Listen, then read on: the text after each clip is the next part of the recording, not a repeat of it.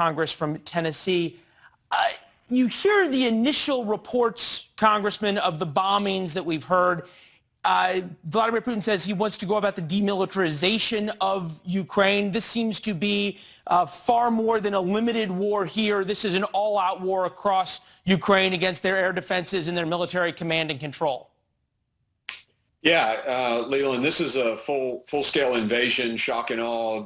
There are explosions in multiple cities. There are reports that the Ukrainians are engaging their anti-aircraft systems at Russian aircraft over Kyiv.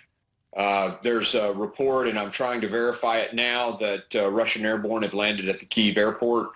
I mean, this is a full-scale invasion of a sovereign nation.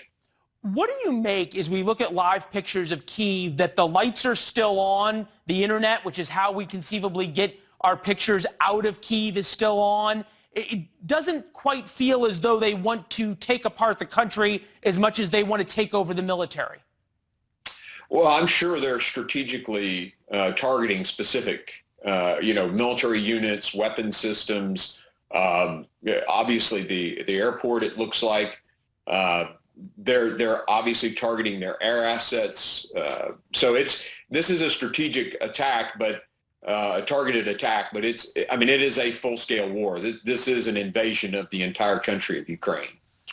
What do you make of Vladimir Putin's speech? An impressive list of grievances about NATO and all the wrongs that have been done to Russia.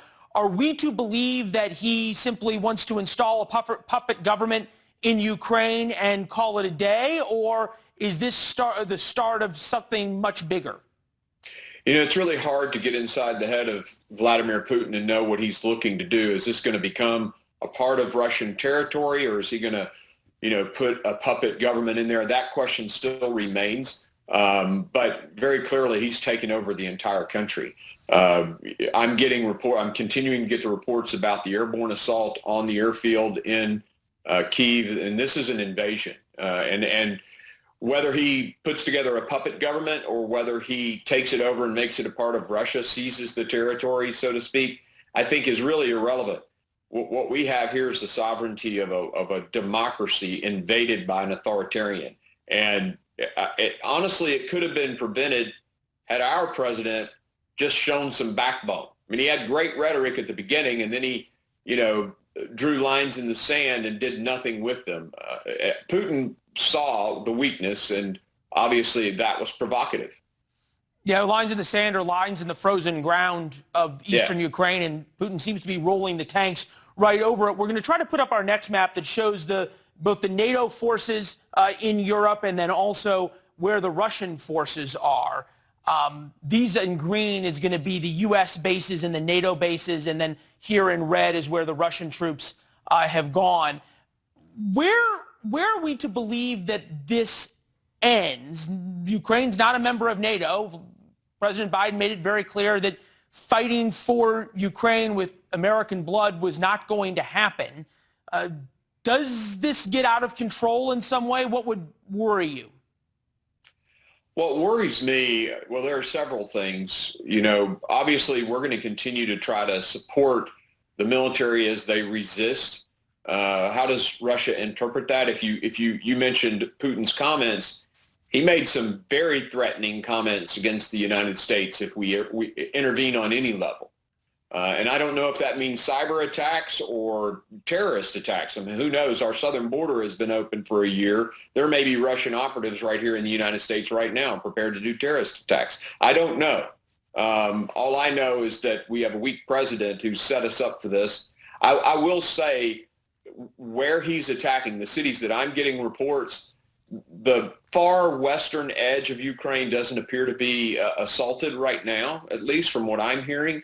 But again, I'm not sitting in the operational room at the Pentagon or the White House. I'm getting this from very good friends who are in Ukraine right now. So this is going to change the world. This is a historic moment. Obviously, we're going to do massive sanctions against Russia. Oil's going to go through the roof. Everybody in America is going to feel this for some time to come. Yeah, I feel though, as you and I talk, that we may not really have any idea what we don't know about how bad things could come out of this and the way this could spiral out of control. Sun up in Ukraine here in a couple of minutes, Congressman. Real quick, how long does the Ukrainian army have the ability to resist? Well, we believe about 2 days max. And if they're doing airborne operations, when you do a vertical envelopment, I mean, you get behind your enemy's lines, and it makes continuing the fight very difficult. So this is a multi-pronged invasion. It appears both from the sea, from the land, and from now, I guess, the air. I would say 2 days at best, and then it turns into an insurgency. And I think that could last for a very long time. Yeah, especially in the West, where the ethnic Ukrainians certainly are terrified of what Russian control, either a puppet government or all-out control, would mean. Congressman, thanks for staying up late with us. We appreciate it. See you, Leland. Thank you.